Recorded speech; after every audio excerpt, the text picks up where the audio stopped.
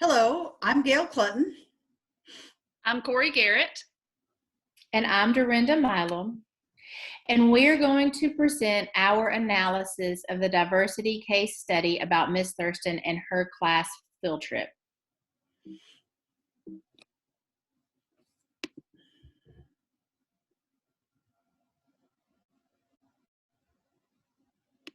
Step 1 asks us to identify the problems posed by the case.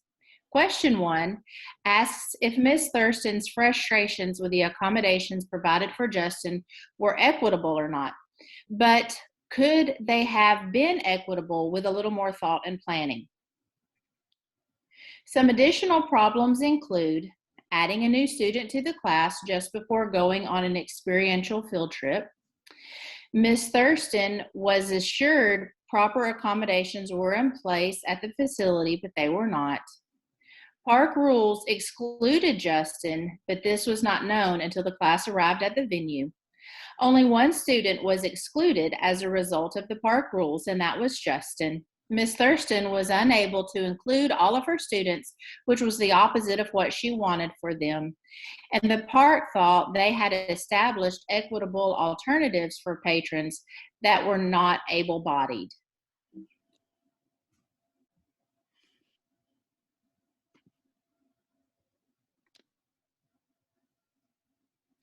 Step 2 asks us to take stock of varying perspectives. The people that we took the perspectives into account of were the teacher, Ms. Thurston, who likely felt frustrated and disappointed because she wanted all of her students to participate. Justin likely felt sad and left out because he loved science and wanted to participate. The remaining classmates who probably felt guilty or frustrated because their peer was left out and they were excited about experiencing the outdoor learning opportunity together. And the park likely felt surprised and caught off guard because they thought they had provided an opportunity for all people with disabilities to explore their facility.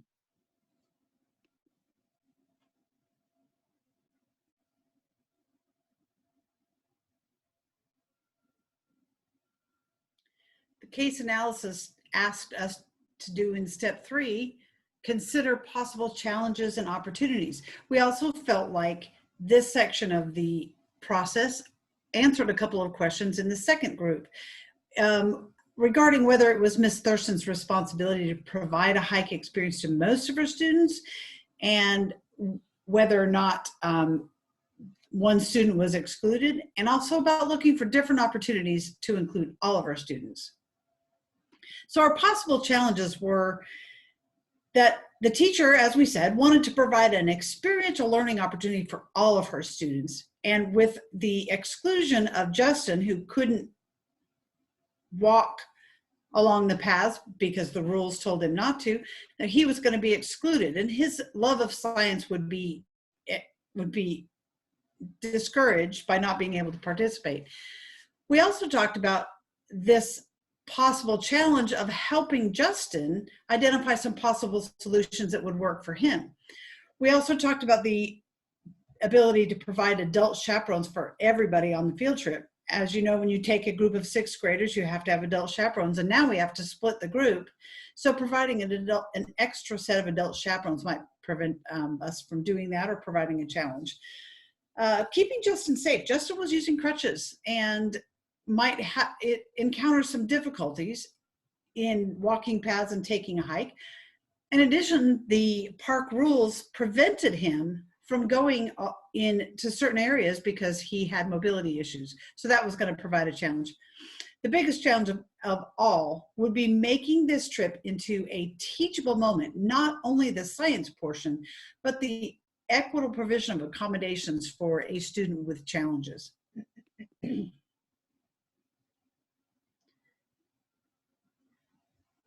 Some of our possible opportunities included being able to provide access to live streaming.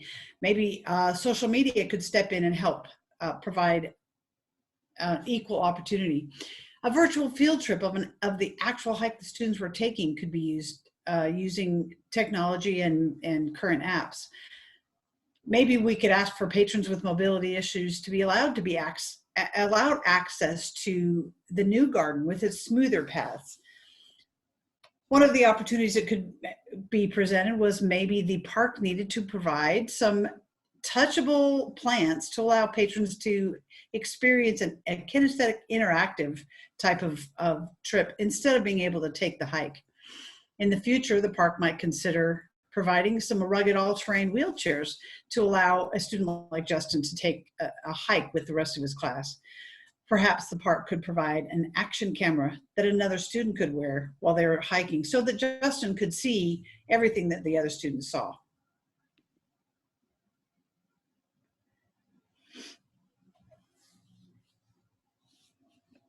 Step 4 asked us to imagine equitable outcomes, which we also felt like answered some of question 1, her frustration and whether this accommodation was equitable and what other sorts of accommodations might have been more equitable. So we came up with a couple of ideas. We thought about the fact that in reflection, the venue and the teacher might make some changes in the future. Maybe the venue decides after this experience to provide more accommodations, allowing more patrons to enjoy their whole facility. The teacher needs to ask some additional questions while she's putting her plan together so she wouldn't be caught off guard and that she would be more prepared. The kinesthetic experience might give them a better, more equitable outcome, giving some hands-on opportunities for those students. And the use of current technology, there's so much available nowadays that we weren't aware of and that we're becoming more aware of. There's 3D virtual technology, there's live streaming, there's all kinds of apps that can be used with digital formats that would provide a better, more equitable outcome for all students, not only those students that were on the hike, but the students who were left behind. Step 5 asked us to brainstorm some immediate responses. And we felt like that question 2, the first part of question 2 is addressed in this step when it asked, is Ms. Thurston's responsibility to provide the hike experience to most of her students, even if one is excluded from any sort of parallel learning opportunity at the park? And then also question 4, now that the class is at the park, prepared to begin the hike, while Justin watches the film, how might Ms. Thurston make the best of the situation that she is in that is not equitable for everyone? So we came up with 5 choices, some options for Ms. Thurston for the immediate response to this situation. One of those would be for her to FaceTime Justin during the hike. She could use her phone as well as Justin. If he has a phone, they could FaceTime, and that way he could see what the rest of the students and what Ms. Thurston was seeing. Ms. Thurston could also record what they were seeing on the hike and what the presenters were presenting to the group, and that could be viewed later by Justin. All of the students could watch the videos with Justin, and they could tell a little bit about their personal experience and what they saw to give Justin a little bit more of a feeling of being there with them. Ms. Thurston could ask for volunteers to stay behind with Justin, meaning there might be some students that would choose to not go on the hike, to stay with Justin and to help him with his experience at the park. And then Ms. Parsons could give Justin a personalized talk about the region's native plants and flowers. So while he was not on the hike, Ms. Parsons from the park could have a talk with him and give him some specific information about the plants and flowers that the other students would be seeing while on the hike. Step 6, we were to brainstorm long-term policy and practice adjustments. We felt like this addressed the second question, which stated, should she look for a different learning opportunity that could include all of her students, even if she feels that opportunity may not generate the same level of enthusiasm for most of her students as the hike did at Meadow Creek Park? We came up with 3 areas for Ms. Thurston to consider while thinking long-term. The first one would be to think about appropriate questions. She needs to ask more specific questions about the accommodation so she would know exactly what kind of accommodations the venue had. And then also, do these accommodations that they have allow for students with disabilities to have equal experience as the rest of the students on the hike and participating in the field trip? The second area we mentioned was that we brainstormed and came up with was specific equipment to consider, possibly an action camera that maybe the school has or another teacher has that they could use, possibly making sure that the students with a disability and the teacher or the paraprofessional had a cell phone so that those could be used during the experience of the field trip. And then also to assure that there's a backup plan, that Ms. Thurston would take a paraprofessional in case there was a situation where a student would not be able to continue with everyone else on the trip, and then possibly have the option of a wheelchair for someone that is on crutches, and that way a wheelchair might be able to get them to places where they would not be able to go with their crutches. And then step 7, we were asked to craft a plan of action. Our plan of action had 4 steps. The first one would be for Ms. Thurston to have some follow-up with the park. After the field trip, she would need to speak with whoever was her contact at the park, and therefore make sure that they were aware of how the accommodations were not equitable, really did not work to Justin's advantage, and that he was not able to experience the full experience of the park and the field trip. Also, she would need to consider future trips. If the park did not make changes, would she go to that park for a future field trip, or would she be able to find another venue where the kids could have the same type experience and she could meet the standards of her state course of study? A third part of our plan is for her to compose a list of questions that she would use when she contacts future field trip venues. And then the fourth part of our plan is to check for access to action cameras to record future field trips to use for anyone that would not be able to go on the trip. And that way the students could watch what took place on the trip. She could use it for follow-up lessons in the classroom as well.